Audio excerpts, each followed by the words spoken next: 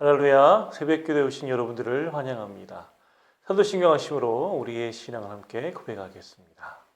전능가사 천지를 만드신 하나님 아버지를 내가 믿사오며 그 외아들 우리 주 예수 그리스도를 믿사오니 이는 성령으로 잉태하사 동정녀 마리에게 나시고 본디오 빌라도에게 고난을 받으사 십자가에 못 박혀 죽으시고 장사한 지 사흘 만에 죽은 자 가운데서 다시 살아나시며 하늘에 오르사 전능하신 하나님 우편에 앉아 계시다가 주로서 산자와 죽은 자를 심판하러 오시리라. 성령을 믿사오며 거룩한 공예와 성도가 서로 교통하는 것과 죄를 사하여 주시는 것과 몸이 다시 사는 것과 영원히 사는 것을 믿사옵나이다. 아멘.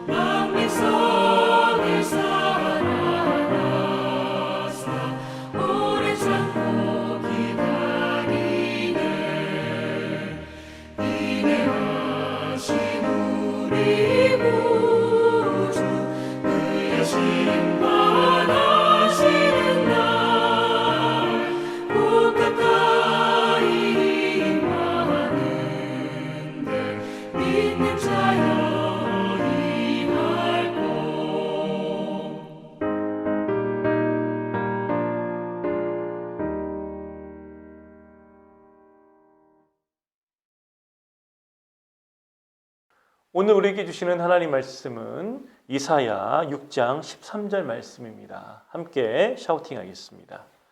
그 중에 10분의 1이 아직 남아있을지라도 이것도 황폐하게 될 것이나 밤나무와 상수리나무가 배임을 당하여도 그 구루터기는 남아있는 것 같이 거룩한 씨가 이 땅의 구루터기라 하시더라. 아멘.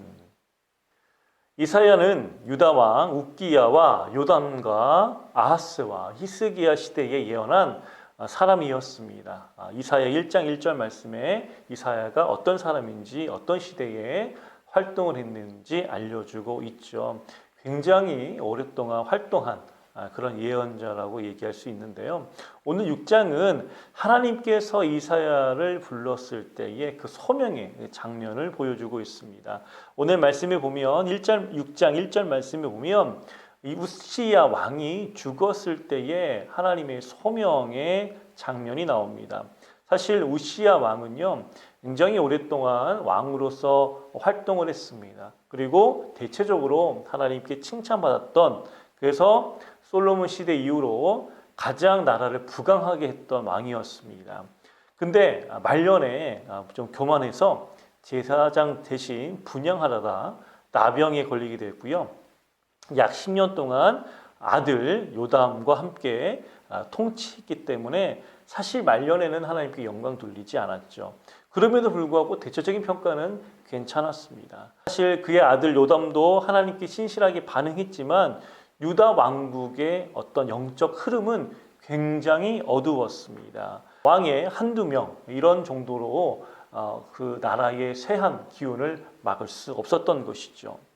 그래서 하나님께서는 이사야를 부르면서 하나님의 메시지를 전하라고 지금 이야기하고 있는 것입니다. 사실 유다 왕궁이 부강하고 경제적으로 아주 훌륭해 보였지만 하나님의 시선을 볼 때는 지금 그 나라가 굉장히 무너지고 있다, 위험하다라고 신호를 보내고 있는 것이죠. 9절과 10절 말씀 함께 보실까요? 6장 9절과 10절 말씀 어떻게 말씀하고 있는지 한번 이야기해 보십시다. 여호와께서 이르시되 가서 이 백성에게 이르기를 너희가 듣기는 들어도 깨닫지 못할 것이요 보기는 보아도 알지 못하리라 하여 이 백성의 마음을 둔하게 하며 그들의 귀가 막히고 그들의 눈이 감기게 하라. 염려하건대 그들이 눈으로 보고 귀로 듣고 마음으로 깨닫고 다시 돌아와 고침을 받을까 하노라 하시기로. 참 놀라운 말씀입니다. 당황합니다. 하나님께서는 이스라엘 백성들에게 가서 회개하라고 돌아오라고 얘기할 줄 알았는데 뭐라고 얘기합니까? 그들이 다시 돌아와 고침을 받을까 내가 염려한다. 아무런 일들이 일어나지 않게 해라라고 이야기하고 있는 거죠. 어떻게 하나님께서 이렇게 말씀하실 수 있을까요? 당황할 수밖에 없습니다. 정말 하나님께서 이스라엘 백성들의 회개를 원치 않으셨을까요? 그렇지 않습니다. 이 말씀은요, 사실 역설적으로 표현하신 거예요. 내각에서 예언자들을 보내고 하나님의 사람을 보내지만 너희들은 아직도 내 말을 듣지도 않고 귀에 피가 나도록 요청을 하고 이야기를 하더라도 너희들을 회개하지 않는 민족이다. 그래서 너희들의 뻣뻣한 고개를 내가 고발한다 라고 아주 강력하게 이야기하고 있는 겁니다. 살아가는 여러분, 우리는 이 사회의 흐름을 볼 수 있어야 합니다. 잘 나가고 부강하고 잘 사는 것 같지만 지금 하나님께서는요, 그 나라를 보시고 무너지고 있다라고 이야기하고 있는 겁니다. 이 사회의 속살, 실상을 보셔야 합니다. 여러분, 우리나라는 어떠합니까? 사실 우리나라가 GDP 전 세계 10위라고 얘기하더라고요. 또 찾아보니까 작년에 우리 무역 순위가 8위라고 얘기합니다. 정말 많은 사람들이 이제 우리나라가 개발도상국이 아니라 선진국이라고 얘기합니다. 정말 대단한 나라입니다. 그러나 빛이 커지니까 그림자가 더 짙어졌습니다. 더 커졌습니다. 양극화는요 점점 심해지고 있고요. 환경 오염은 어떠합니까? 요즘 젊은 남녀들의 갈등이 얼마나 많아지고 있습니까? 그런데 사실 세상 사람들은요 여기에 관심 두지 아니합니다. 점점 더 돈에 물질에 관심을 쏟고 하나라도 더 얻기 위해서 거기서 하나라도 더 얻기 위해서 아둥바둥 살 뿐이죠. 그러므로 여러분, 하나님께서는 우리를 부르시고 계십니다. 이 사회를 부르셨던 것처럼 우리를 부르시면서 이 사회의 속살, 실상을 알려주시면서 우리를 보라고 말씀하시면서 너희가 고쳐야 되지 않겠느냐고 우리를 부르시고 계시는 겁니다. 그렇습니다. 사실 우리가 이렇게 부름받았다고 해서 세상 사람들이 웰컴하며 환영하지 않습니다. 네, 오늘 말씀처럼 이 사회가 간다 할지라도요 수많은 사람들이 반대하고 사실 홀대할 것입니다. 이 사회의 때나 지금이나 마찬가지이겠죠. 그러나 여러분, 우리는 포기하지 말아야 합니다. 계속 복음을 전하고요, 이 세상에 빛을 던져줘야 합니다. 왜냐하면 오늘 말씀처럼 하나님께서는요, 남아있는 씨앗, 거룩한 씨앗, 남아있는 구루터기를 우리에게 준비하셨기 때문에 그렇습니다. 13절 말씀 다시 한번 읽어볼까요?